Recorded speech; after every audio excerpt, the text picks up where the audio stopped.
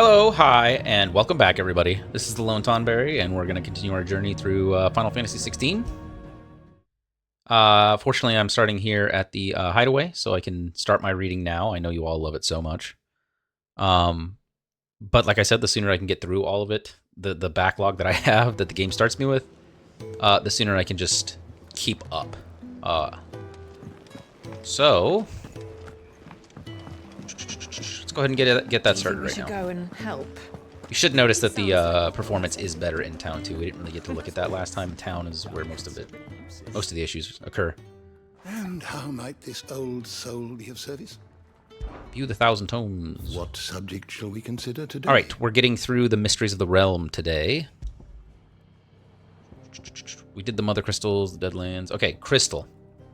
One of the most valuable materials known to mankind, thanks to its ability to channel ambient ether from the air, allowing those without an innate power to do so to cast magics. And as most Valistheans cannot live without magic, its supply and distribution is heavily regulated by governments across the Twins. A given shard can only channel a certain amount of ether before it shatters, so the need for crystals is incessant. Crystal rations. Shards of crystal small enough to be held in the hand, which allow those who are not born bearers to cast magics. The nations of the Twins see such shards mined from the mother crystals and distributed to the populace so that every man and woman of good character, bearers, criminals, and other undesirables not included, might enjoy the gift of magic. It is common for people to keep them about their persons in a protective case. So, I mentioned this in one of the prior videos, but it's weird to me that the bears haven't risen up to fight these people. So it's not just because just because they have magic doesn't mean that they're all powerful or anything like that. But I do think that it would certainly give them an advantage. But obviously, if you started popping off in town, the guards would probably kill you very quickly. But I'm wondering if it's more of there's just less of them, right? Maybe there's just less bearers than there are less regular humans. I don't know. Hopefully they'll kind of cover that. Final Fantasy XIV did a really good job of explaining any loose ends that it had in a very common sense sort of way. And Yoshi-P's the director of this one, so I'm hoping they kind of do the same thing here. So far, I haven't been disappointed, so. Municipal shards. Large shards of crystal that are entrusted to towns and cities across Valisthea in order to serve the populace. Where those shards rationed out to individuals might suffice to fill a cup or light an oven, municipal shards fill wells, fire forges, and light the streets of the great cities of the Twins. It's like a central power source, okay. Ether. The life force of the land and the source of all magic. The amount of ether a spell consumes depends on its strength, with those manifesting more potent forces over a wider area coming at a greater cost. Larger crystals can channel more ether than smaller ones, and thus can be used to cast more powerful magics. One might use a small rationed shard to grill a fish, but would require a large municipal crystal to fire a blacksmith's forge. Magic. The art of channeling ether to make one's imagination manifest. This can take the aspect of one of the 8 elements: fire, water, wind, earth, ice, thunder, light, and dark, or more rarely, be unaspected. While bears and dominants can cast spells at will, others require a crystal to do so. Magic is a part of everyday life for the people of Valisthea, making it all but unlivable when they are deprived of its gift. Unaspected magic would be like Ruin in a Final Fantasy game, a spell called Ruin. First Shield, title granted to the mightiest and most stalwart shield of the Rosarian army. The first shield is entrusted with the personal protection of the dominant of the Phoenix, and is gifted a portion of the icon's power over flame. A boon known as the Blessing of the Phoenix. Oh, so that's a tradition. I thought the first shield was just a position of the best defender. They are gifted magic as well? Usually marked, I wonder? Okay. So that seems to be a common thing, to just be given the blessing, I wonder, and not the actual dominance. The Blessing of the Phoenix. The boon Joshua bestowed... Oh, he bestowed it! Okay, the boon Joshua bestowed upon his brother upon Clive's ordination as first shield, allowing him to wield fire-aspected magic without a crystal. It has long been custom in Rosaria for the dominant of the Phoenix to share a part of their power in this way, performing this rite of rejuvenation upon those they appoint as their protectors, that they might serve them the better. Okay, so it's normal to do that, I guess. So he can just forever use magic? Why doesn't that happen more often? Maybe it does. Maybe I'll just... Okay, I've read dominant. Icon. Magical beings of godlike strength who dwell within human hosts known as dominants, only emerging when the dominant primes. History records 8 icons in total, each with a unique elemental affinity. 1 warden, each of fire, water, thunder, ice, wind, earth, light, and darkness. The common belief that 2 icons of the same element cannot coexist was shaken by the appearance of a second icon of fire during the Imperial attack on Phoenix Gate. Fire is Phoenix, and apparently... oh my gosh, why can't I think of his name? Ifrit. Water is going to be Leviathan, I guess. Thunder is Ramu. Ice is Shiva. Wind is Garuda. Earth is Titan. So, we've already seen... I just realized we've already seen a large portion of the dominance already. Light is going to be, I'm assuming, Alexander or Odin. Darkness is probably Bahamut, I'm assuming, because they've already talked about him. Priming. The act of a dominant transforming their living flesh into that of their icon. Dominants most often prime during times of war, using the immense strengths of their icons to turn the tides of battle. Though it is usually done deliberately, the dominant remaining in control of the icon even when primed, on occasion... Though it is usually done deliberately, the dominant remaining in control of the icon even when primed, on occasion a dominant will lose control of their powers and see their icon run riot. Okay, that's what happened to Joshua. Semi-priming. I read that one already. Branded soldier. Bearers forced to fight for the nations that enslaved them. Able to cast powerful magics, yet entirely disposable. They are often placed on the front lines in battle or assigned to highly dangerous scouting or assassination missions. Brand. The mark applied to the cheeks of bearers across Valisthea, identifying them as something other than human. Newborn babes are checked at birth, those who are found to be bearers being branded and taken into the custody of the state. Rarely, bearers evade this test, either because their parents hide them, the testers are lax in their duties, or their powers do not awaken until later, yet most do not remain unbranded for long. Branded. A common pejorative term for bearers marked with the brand. Newborn babes are tested at birth, and those found to have the knack are branded on the cheek and taken into the custody of the state. It's jacked up. The liberation of bearers. That which Sid... I'm sorry. Yeah, that was correct. That which Sid and his allies strive to do, save bearers from slavery. To this end, they gather information about masters who most mistreat their property, that they might focus the rescue efforts on those most in need. Freed bearers are brought back to the safety of the hideaway, and though many are unsure what to do with their newfound freedom, the combination of a warm welcome, warm food, and a warm bed helps to calm their cares. Airship. Legend has it that the people of the Fallen once sailed through the skies in the bellies of these ships, though all now lie shattered and silent on the surface below. The town of Lostwing is built around such a ruin. We're getting one of those at some point. A Reet Stone. A mysterious ceramic tablet that stands in the hideaway, of a similar construction to other relics of the Fallen, yet seemingly not a part of the airship proper. Its imposing appearance suggests some important function that has been lost to time. Okay. Whatever strange secrets lie within, it seems to react to Clive's presence and urges him to unlock his hidden potential. It's interesting that only it reacts to him. Okay, so the fact that it's basically a VR-scape at least makes a little bit more sense now that it's from the Fallen.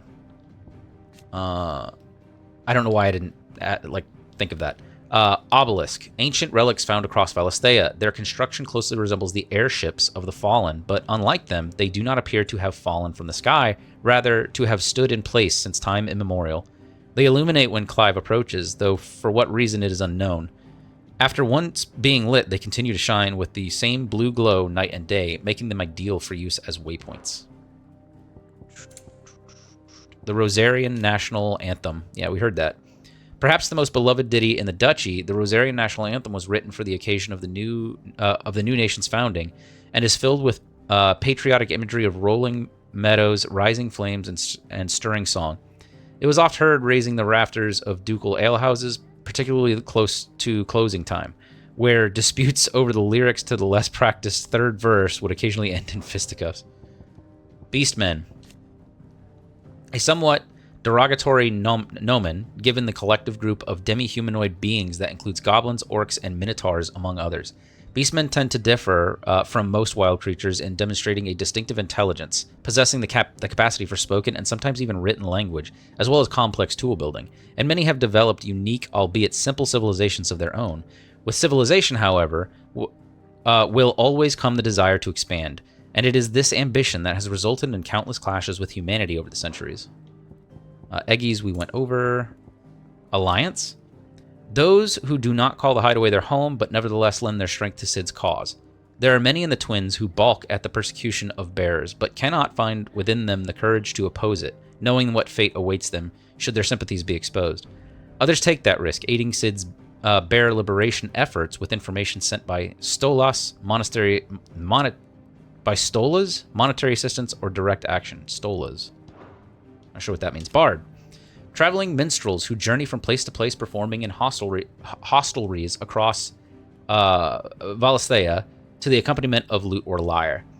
They provide not only entertainment, but information on the state of the realm, oft singing of significant events and important personages. The Hideaway has its own resident bard, that the illiterate amongst its residents might remain informed. Crystal fetters. Right, that's how they locked Margrace, I think that was his name, up. A restraining device for bears and dominants that use precisely arranged activated shards of crystal to disrupt the flow of ether through their flesh, thus preventing them from priming or casting magics.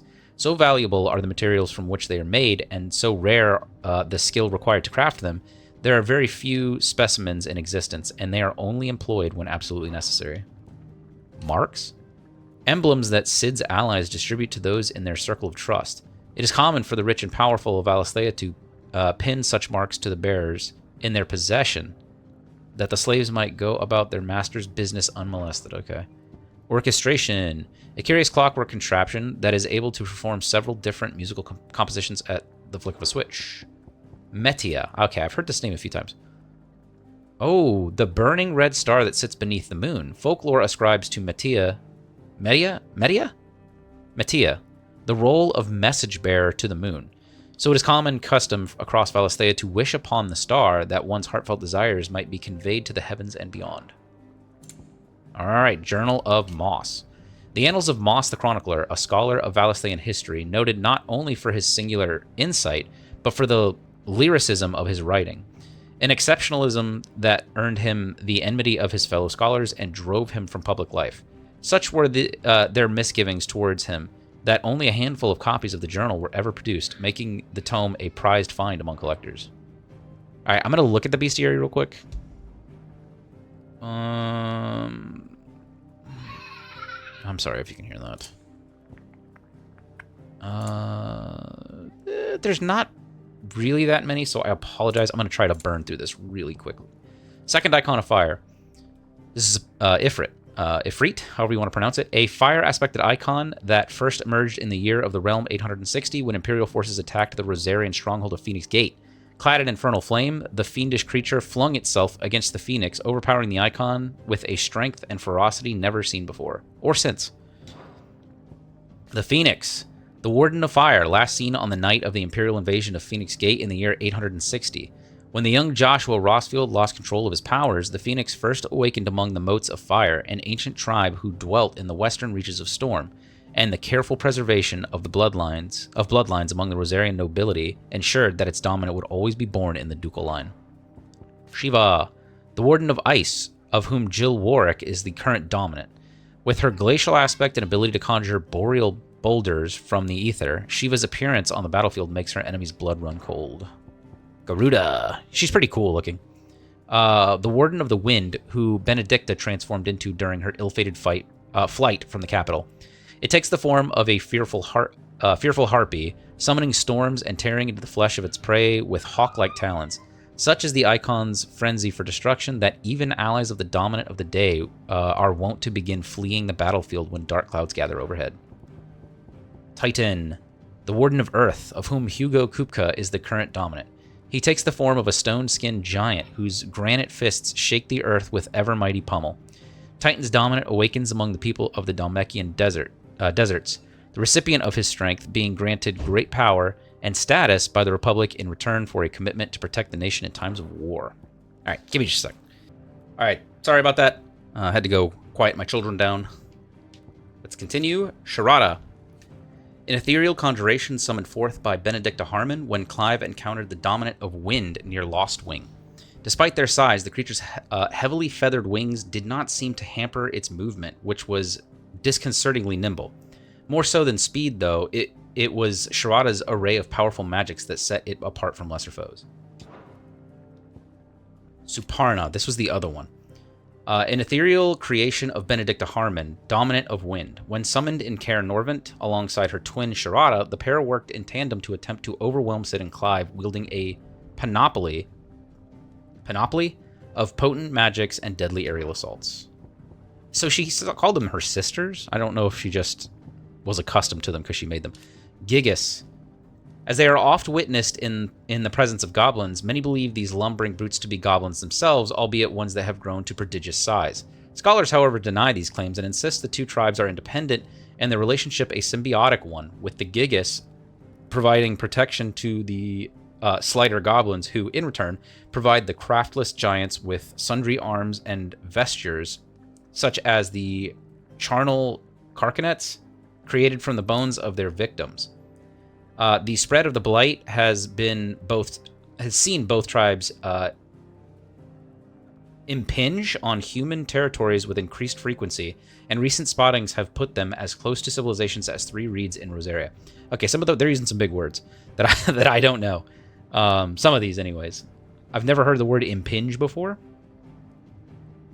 A carcanet? I thought that was like a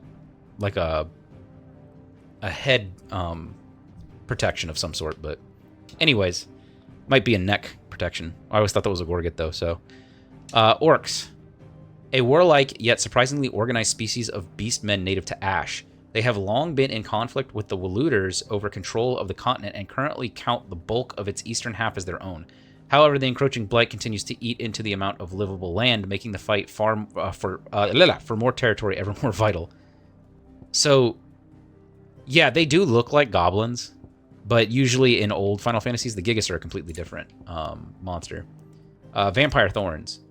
While most flora is thought of as stationary roots binding them to the soil upon which their matron's seed first fell, there are some species which have an uncanny capacity for locomotion. Species such as Northern Storm's vampire thorn.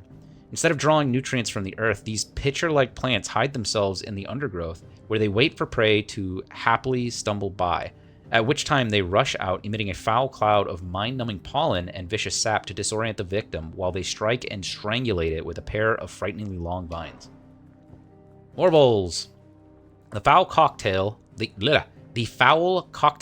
of bile and partially digested prey that accumulates within these giant carnivorous plants' bellies makes their breath so spectacularly rancid that it can be used as a weapon to repel would-be attackers.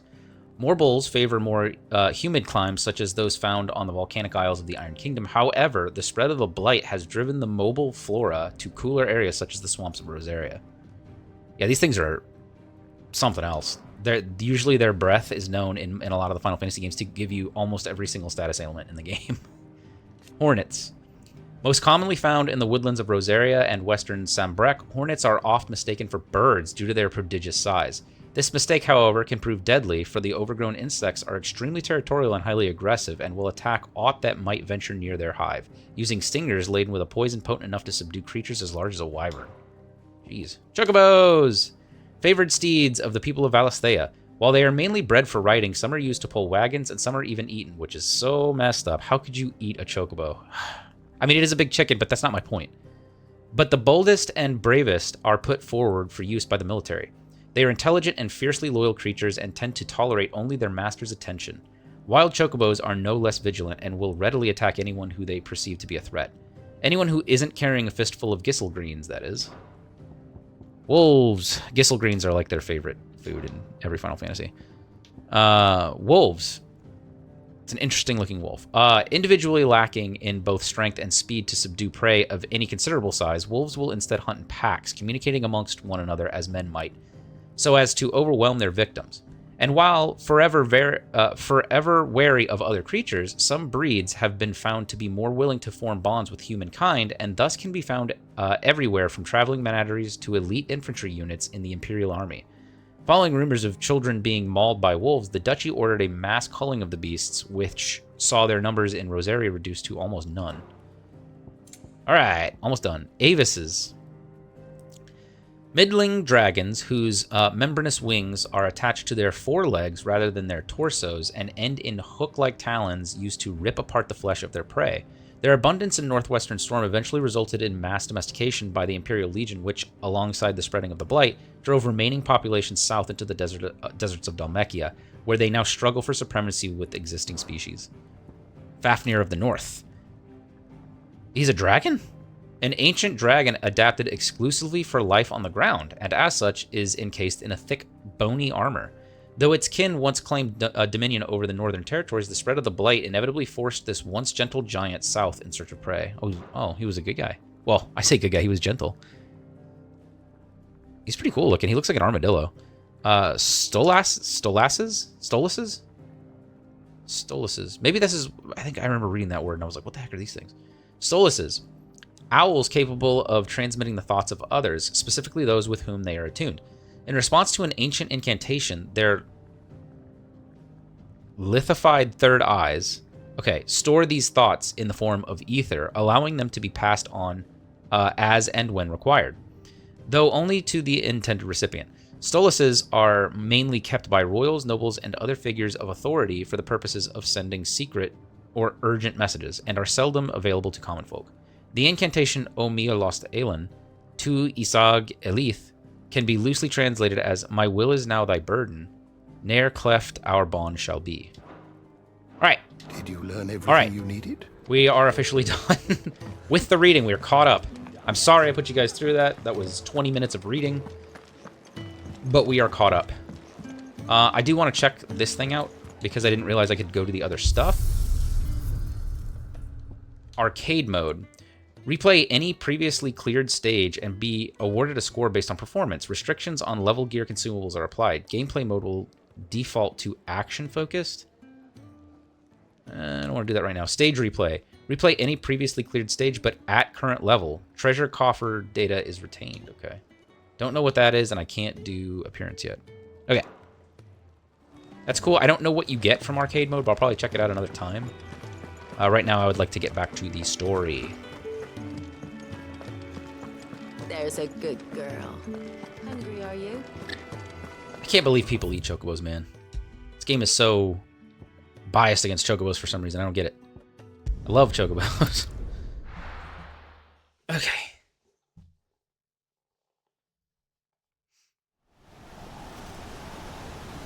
The Eye of the Tempest.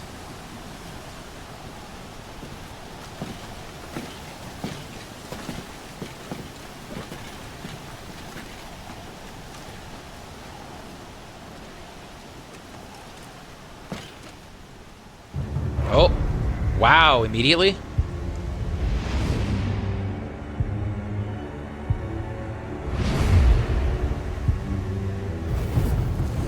Wait! Clive, was that... The Dominant. The man who killed my brother. Are you absolutely certain? Oh, yeah. I've seen him every night for the past 13 years. Watched as the flames of his icon took Joshua. Now! Dang. Yeah, he's good. I'm here, and so's Togo. Don't worry about us. He gets separated a lot. We waited for this. Go! Sit! Is he gonna go deal with Benedicta? Forgive me.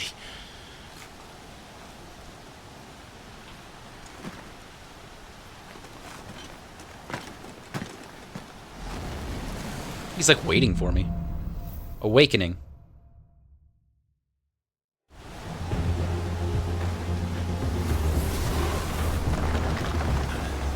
Where did he go?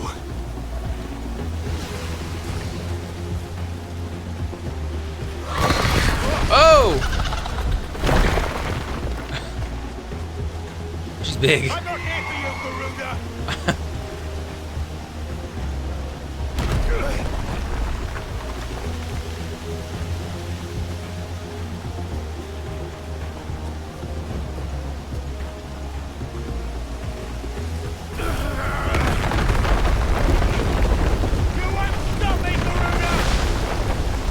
jeez.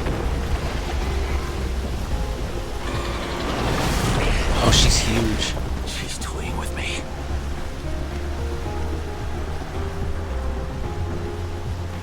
Yeah, the more I hear the music in this game, the more it reminds me of Final Fantasy XIV.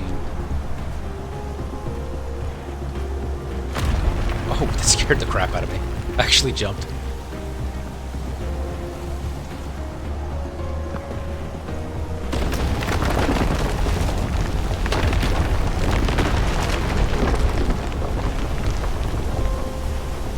I found you.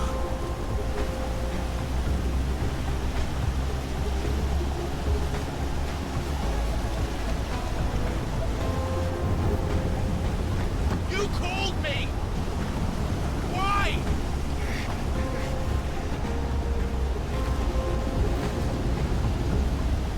Is it... Wait. Oh, what? I was not expecting that.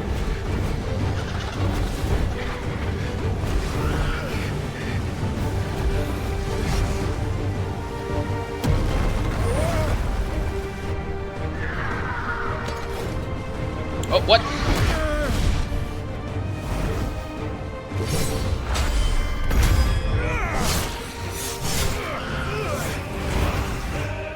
Oh, she's got hands like claws on the ends of her wings?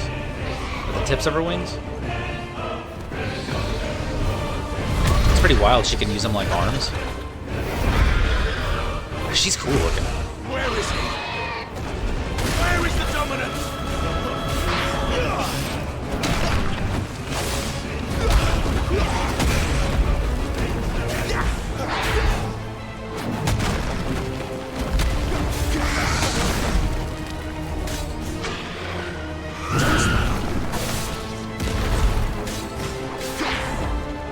Not this time.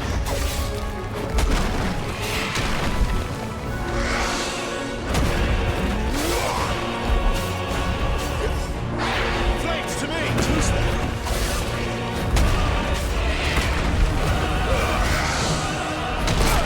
Oh, she got me. This time.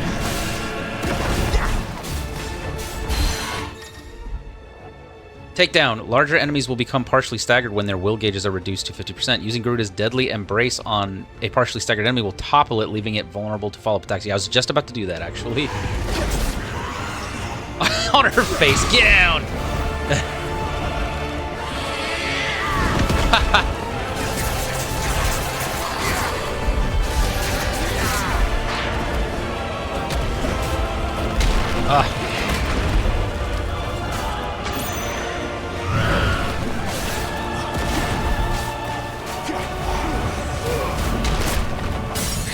Staggered!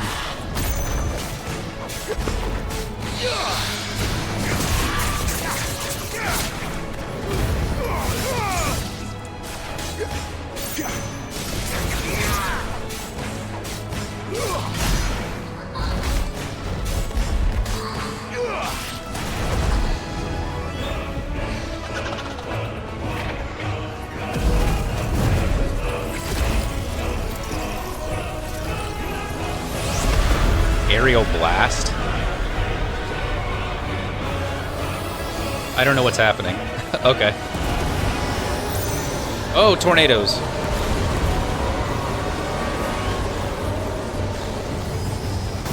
Oh, I can't even hit her right now. Okay. So this is just a dodge phase, basically. Oh no, get out of that. There we go, just stay out of that. There you go. This is a survival phase.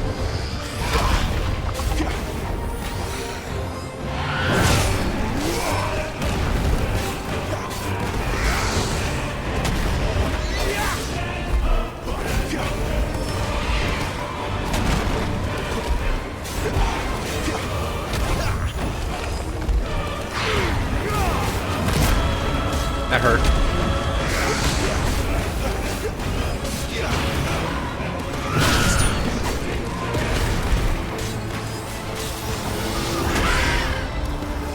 Get away from that. Oh, okay, it's a wave? I didn't know that. There's a lot going on here.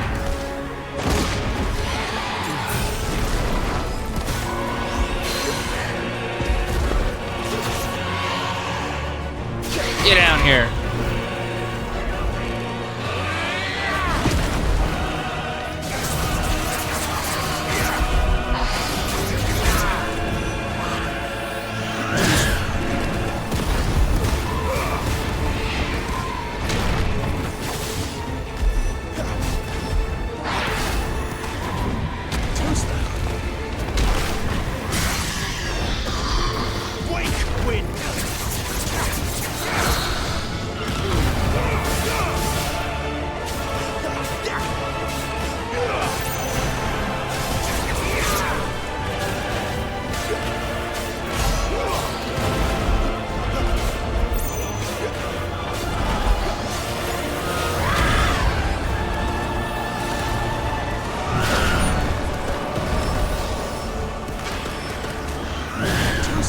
Woo!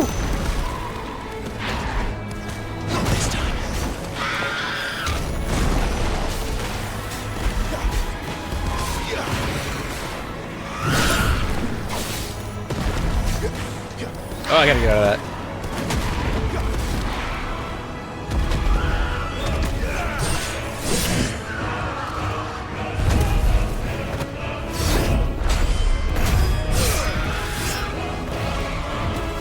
Are we going for a ride?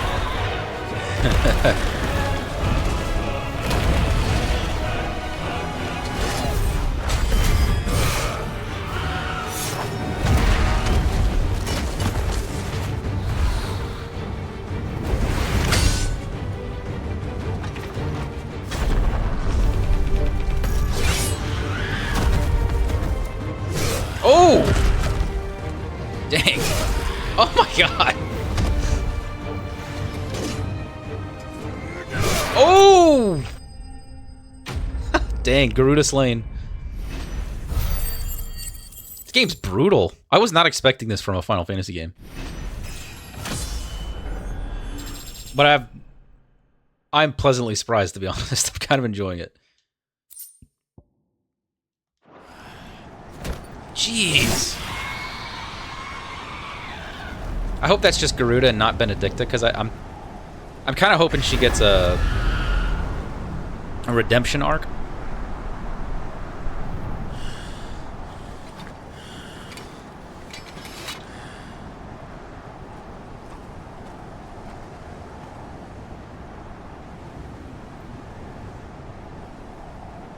And yes, I do see the weird, like, double image thing going on.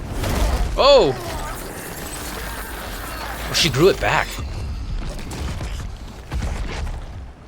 You're nothing. Oh, she's recovering. And I will not let you stand in my way! Awaken. Child of Fate. Yeah, is this Ifrit? Awaken Ifrit.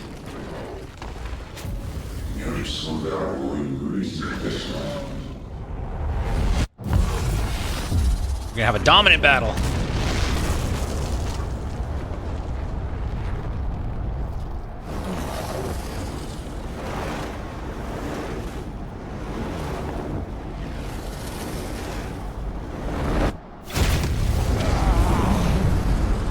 Clive!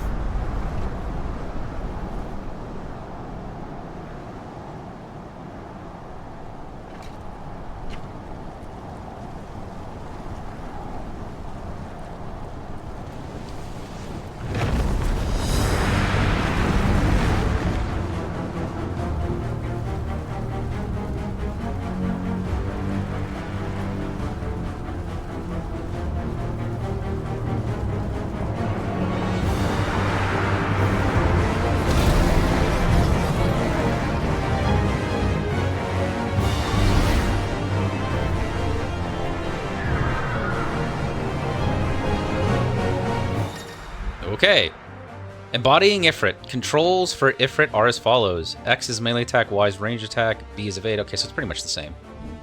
Iconic Lunge. Right bumper, which was replaced with B, can be used to charge an enemy, covering great distances in a short period of time, as well as dealing damage if the enemy is struck. Okay. Other abilities. All abilities available while embodying Ifrit can be confirmed on the abilities tab in the main menu. Okay. So it's pretty much the same.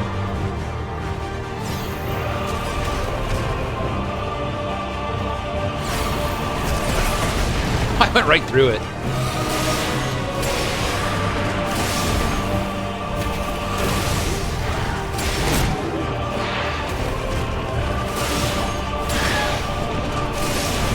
Yeah.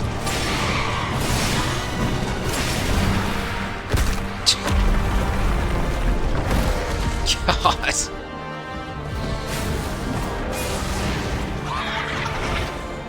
Oh, so you... Oh, I wasn't ready for that.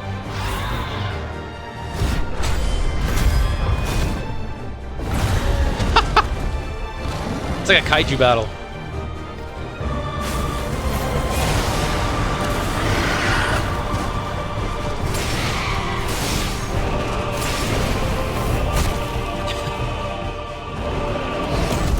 Oh!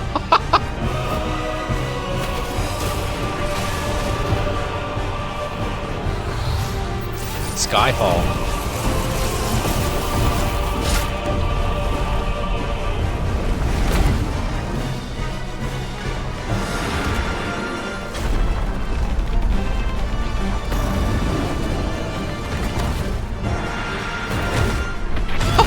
Dang.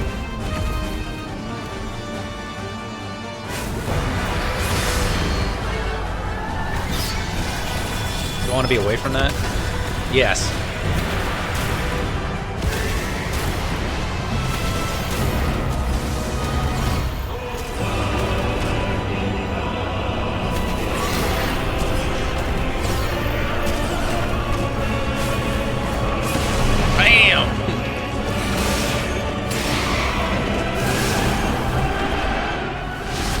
Ooh, tail whip.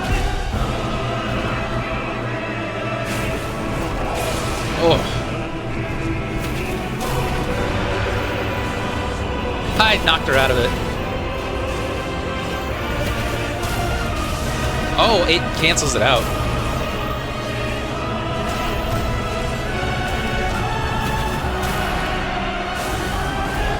That's how you do it. Oh, she's gonna... Okay.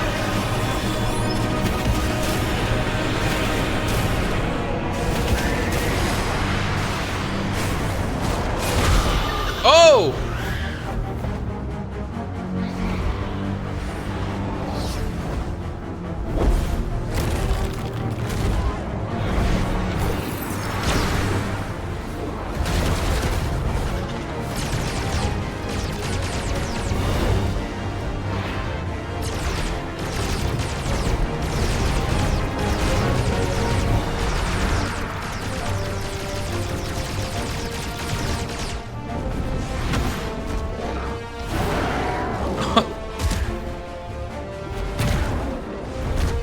He's like climbing on her.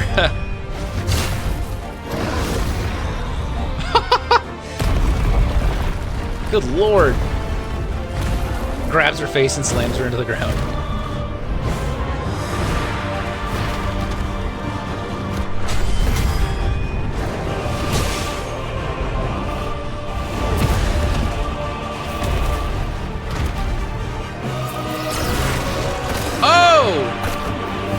Blew my arm off. But apparently we can grow them back, so...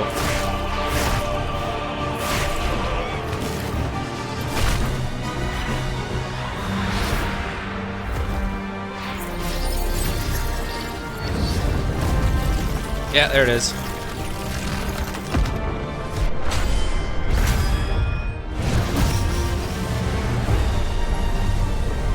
Oh, he turned it into fire. That actually makes a lot of sense. Oxygen would make the fire stronger. She ripped her arm off. So how do you stop them if they just keep regenerating? God dang. Yeah, there it is. Oh.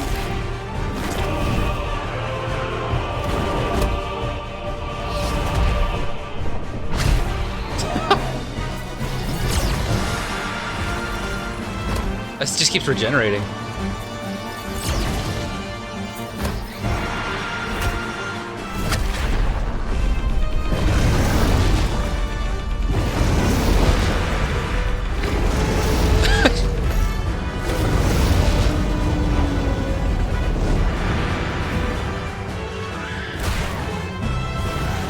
He's like, yeah, I'm not letting you go.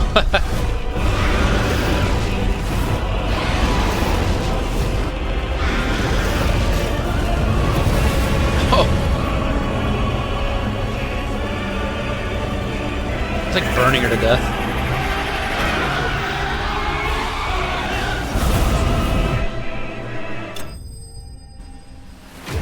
Garuda slain again.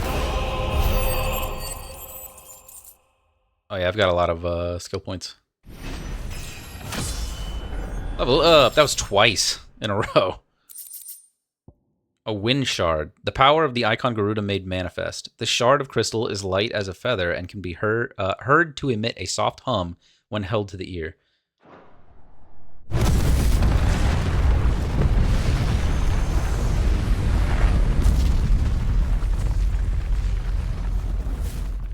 Jeez. Yeah, everything just falls.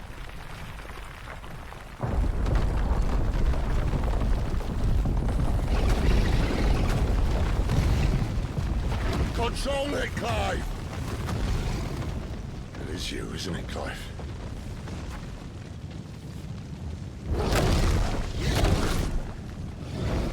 Stop this! Now! Is he beating Benedicta still? Are you gonna prime? Are we gonna see Ramu now? Oh yeah.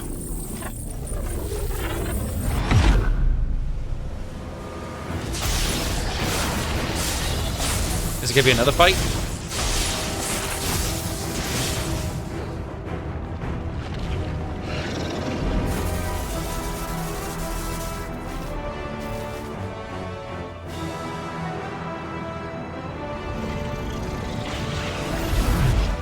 It's Gandalf! Ooh.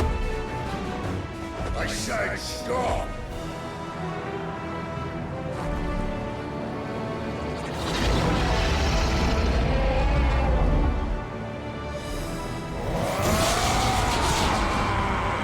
Judgment Bolt.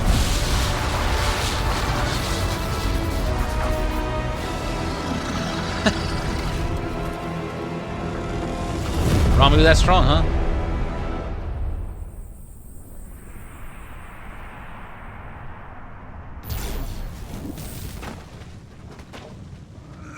Yeah, I'm assuming every time you prime, it kills you a little bit. You're too nice is your problem. Your body can't handle it. Bloody mess, this.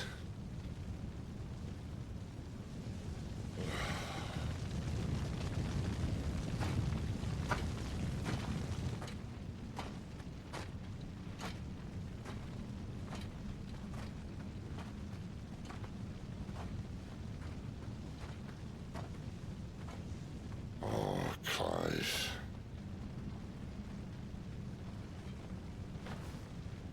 The ghost you've been chasing was inside you all along.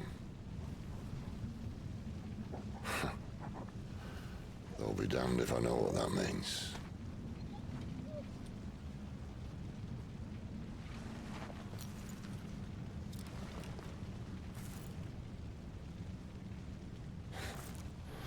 It's Benedicta's, yeah.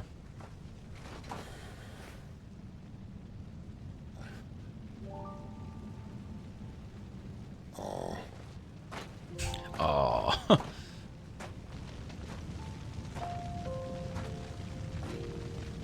I don't think she's gonna make it.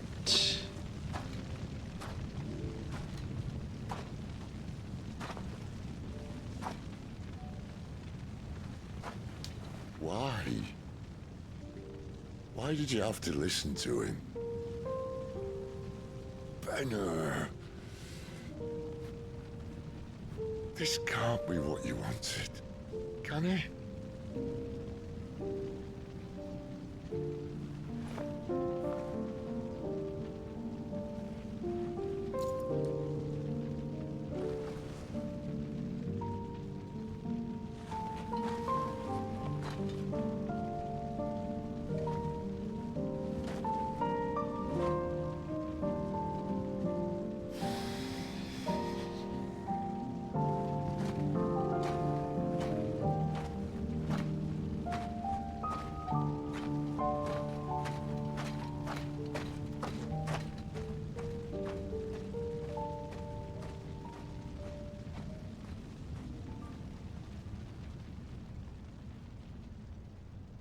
Feel bad for Sid.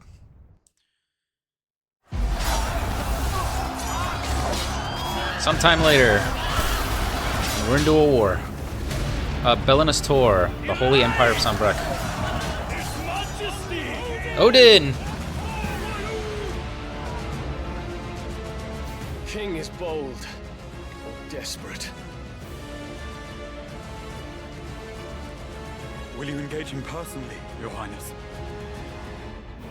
Of course. Is this darkness? Griego's breath fill your wings.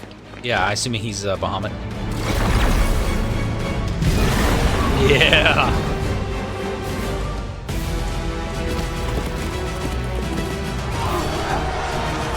I called that. Odin is dark. I'm sorry, Odin is light. Bahamut is dark. It's Bahamut! The prince is with us!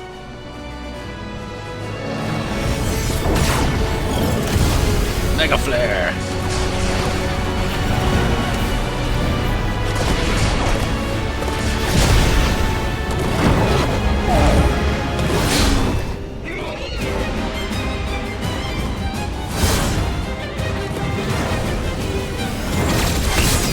There's Mega Flare right there. Ooh. Oh, he can fly? It's wild. Is that Zantetsuken? That's the name of his one-hit kill move.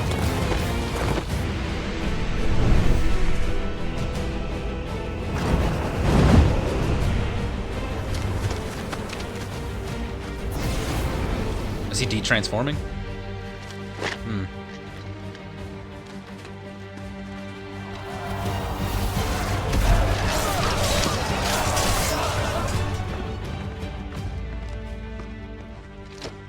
So this is Sanbreque and Waloed, I'm taking it?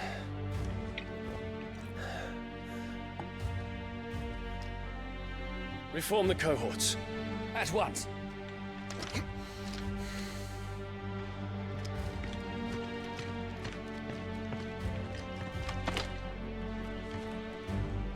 Your Highness.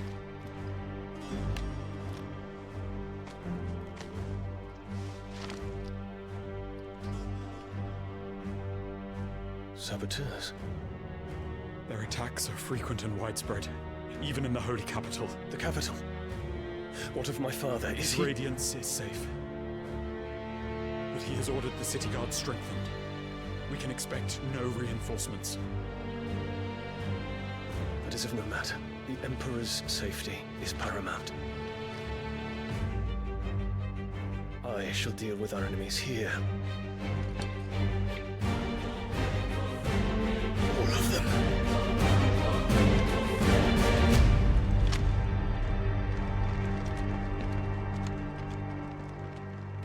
Music in this game is so epic.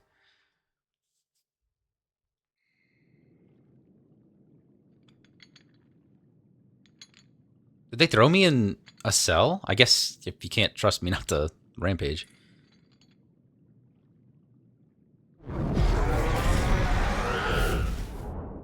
It was me.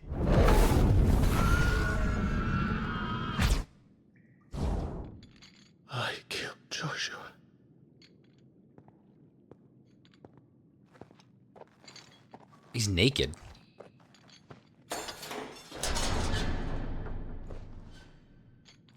Ah, you're awake.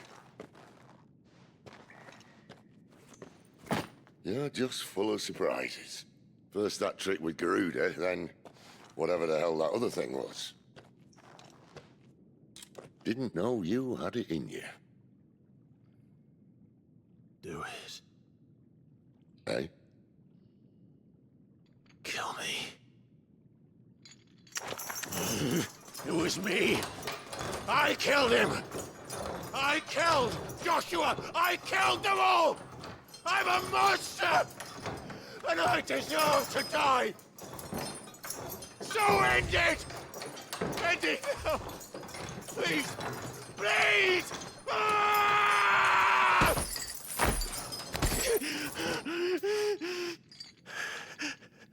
I reckon I can take you, if that's what you want.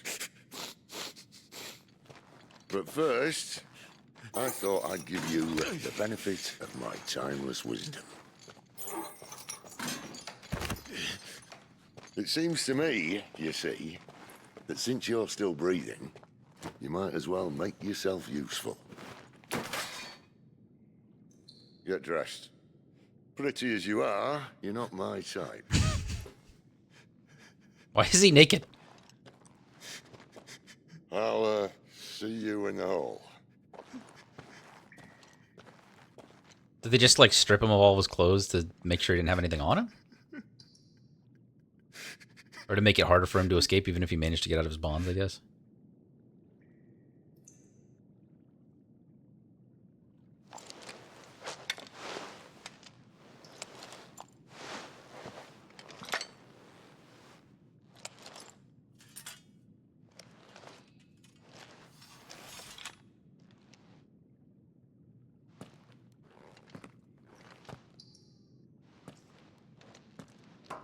What are you going to do now?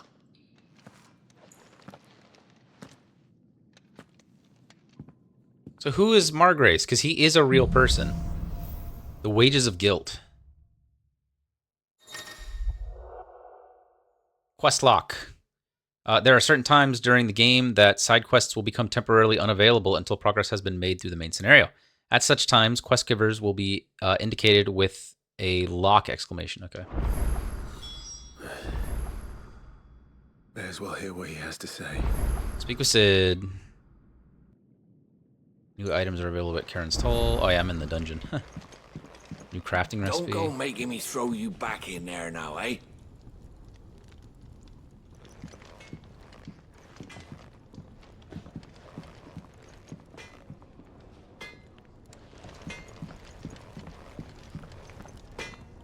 Well? Use the forge. Oh, will it be? Ooh, Storm Cry.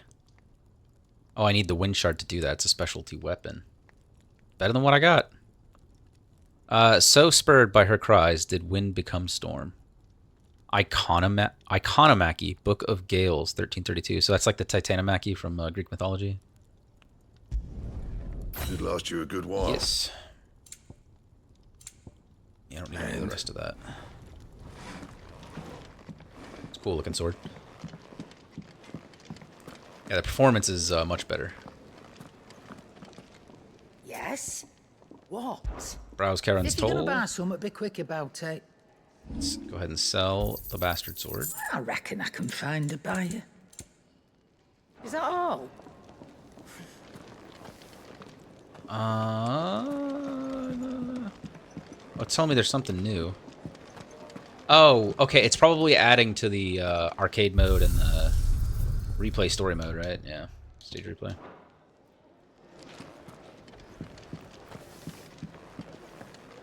Let's go ahead and get these out of the way now. New gun had so many uses. Good day. Or Can't be that many to update, right?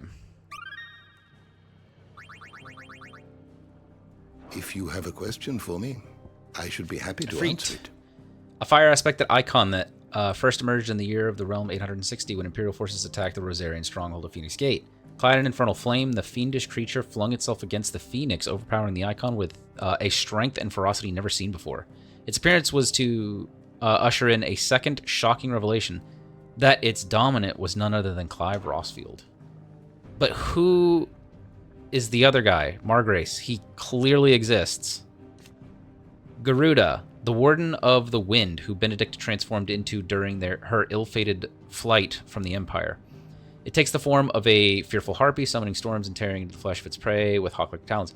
Its dominant is most often born among the descendants of the Motes of Wind, an ancient tribe that once dwelled in the land spanning the Strait of Autha, what is now the Crystalline Dominion. Ramuh, the Warden of Thunder, whose power was most lately awakened within Sidolphus Telamon. The icon is known the realm over as a symbol of judgment, no doubt inspired by its sage mien and the scepter with which it summons its levin bolts. Folklore has it that not only are dominants of Ramuh blessed with the command of lightning, they are also granted a deeper understanding of the true nature of the world. The Holy Empire of Sanbreque, this is a new update to them, a nation occupying the northeastern reaches of the continent of storms. Sanbreque is home to the mother crystal known as Drake's Head, at whose foot stands the holy capital of Oriflamme. The Empire has been at war with the Kingdom of Waloed, situated just across the Strait of Autha, ever since the Battle of the Twin Realms in 865, and judging by their clash at Belinus Tor in 873, neither side shows any sign of breaking down. Kingdom of Waloed. The sole surviving nation in Ash, Waloed has its capital at Stonhair, home to the Mother Crystal of Drake's Spine. Its ruler, Barnabas Tharmer, dominant of Odin and Warden of Darkness, recently dispatched units of intelligencers to storm with orders to scout ahead prior to a full-scale invasion. Having ceded territory to the Holy Empire of Sanbreque in the Battle of the Twin Realms in the year 865, the Waloeders launched an attack on Belinus Tor in 873 with the intent of regaining their lost foothold on the continent across the strait. The Battle of Belinus Tor. The Battle of Belinus Tor was a conflict fought between the Holy Empire and Sanbreque and the Kingdom of Waloed in the year 873. Having lost vital territory to Sanbrequois forces 8 years earlier in the Battle of the Twin Realms, the Waloeders launched an assault on the eponymous peak, looking to regain a foothold in the Imperial lands on the opposite side of the Strait of Autha. Both sides fielded their icons, and in the ensuing showdown between Odin and Bahamut, an entire Sanbrequois legion was lost, and the Waloeders retained their outpost on Storm. Persons of interest. Yeah, we're going to get a couple of updates here. Barnabas. Just a few. Clive Rossfield, an Imperial bearer turned deserter who joined forces with Cid to hunt down the second dominant of fire. However, after being drawn into a fierce battle with Benedicta, dominant of Garuda, the power of the mysterious icon Ifrit awakes within him, and he discovers that the dominant of fire he has long been searching for, the one who killed his brother, was none other but himself. Benedicta Harmon, commander of the Kingdom of Waloed's elite intelligencers and dominant of Garuda. After Clive took her power at Cair Norvent and the keep was set to fire, she and her comrades were forced into taking a hurried retreat, only to be set upon by bandits. What was left of Benedict's power ran amok, summoning forth the raging whirlwind within which she was at last to lose her life at the hands of Clive Rossfield and his icon Ifrit. It's unfortunate. I mean, I know she was a bad guy, but like, she just seemed misguided. I don't know by what, but we didn't really get a lot. But leader of the Dragoons, the most elite warriors of the Holy Empire of Sanbreque, who are the first to leap into the fray when the Empire finds herself under threat, often literally. Dion is also the dominant of Bahamut, Warden of Light. Oh, so I had it backwards. Bahamut is light, and Odin is dark. Okay, which I should have. I read that one earlier, but Barnabas Tharmer, King of Waloed and dominant of Odin, the Warden of Darkness. At the Battle of Belinus Tor, he not only took personal command of the royal army, but rode into the fray himself, galloping through the air atop his six-legged steed and goading Bahamut into a duel that shook the skies. Yeah, Bahamut's steed is Sleipnir. Not Bahamut's steed. Yeah, the dragon's riding a horse. Odin's steed is Sleipnir, sorry. attendant to the crown prince. Second in command of the dragoons, the foremost fighting force of the Holy Empire of Sombrec, his sword remains ever at the ready should anyone be foolish enough to make an attempt on the life of his liege lord Prince Dion. The Hooded Man. A mysterious man that many believe to be a dominant of fire. Clive first saw him at Phoenix Gate on the night of the Imperial invasion, and for years believed him to be the dominant of the icon that killed his brother, but to Clive's eternal chagrin, he has proved otherwise. Yeah, but who is he? He's clearly... lay of the land. I'm assuming there's not going to be a lot updated here. Just a few places I had been. The Eye of the Tempest. Here once did rage a storm born of a dominance madness. A storm within which the icons Garuda and Ifrit clashed, and from which only one would emerge. Their struggle saw the landscape raised as holts, farms, and villages that stood for ages were in but mere moments struck from existence. Now all that remains is a blackened waste somehow even more lifeless than the blighted Deadlands. Belinus Tor. Named for the highest of its peaks, Sombrec's Belinus Tor is a region of rolling grassy hills slightly inland of where the Strait of Altha meets the Sea of Grace. In the year of 873, it was the site of a decisive battle in the Kingdom of Waloed's failed bid to regain a foothold in Storm.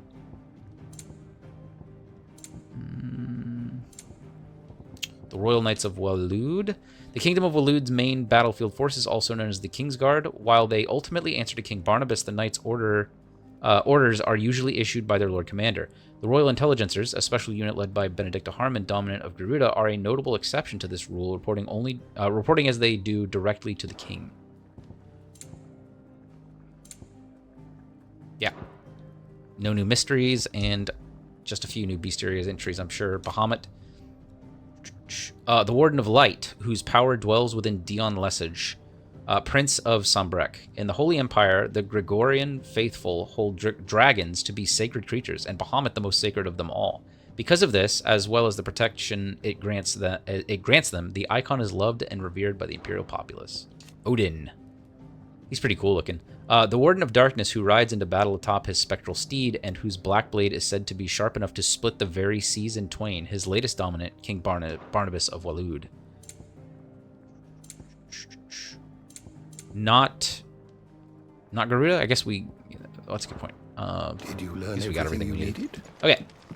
Quick and easy.